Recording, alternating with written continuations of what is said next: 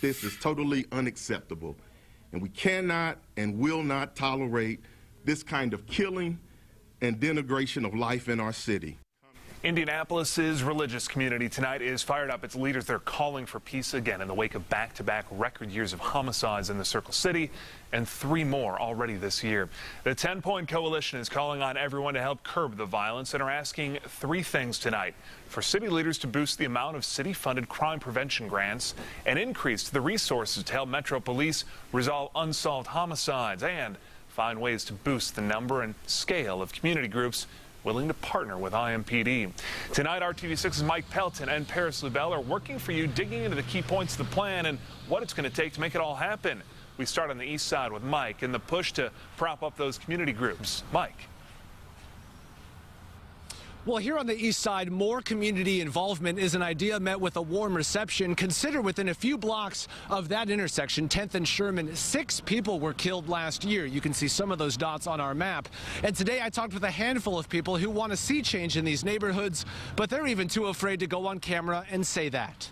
I kind of look down, up and down the street and see who's walking towards me. 25 years living on the east side near 10th and Sherman, Brian Johnson knows how often crime occurs. You never know when somebody's going to try to rob you, or, or something may happen. After a record-breaking year for murders across Indianapolis, Brian welcomes the idea of increased community partnerships, and community leaders say fighting crime falls on all of us.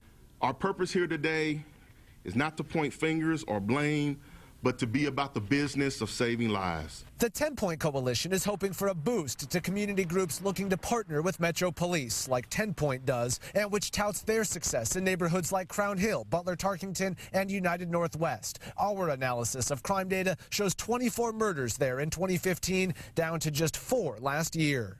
The drug trafficking hasn't stopped. We still have gangs in these neighborhoods, but we have been able to build a relationship with them that they are now helping us keep the peace.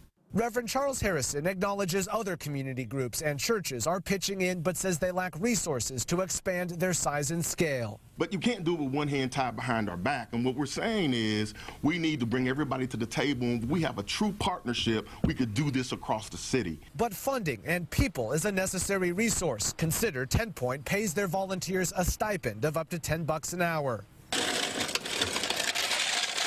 Whatever the cost, Brian would like to see his community come together in helping prevent crime.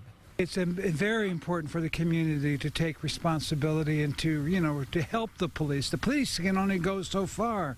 I mean, you see them occasionally, but everyone that lives in an area could get a lot more accomplished if you were all work together.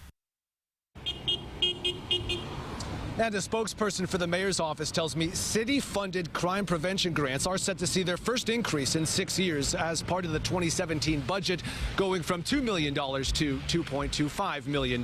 For now, we're live on the east side tonight. Mike Pelton, RTV6.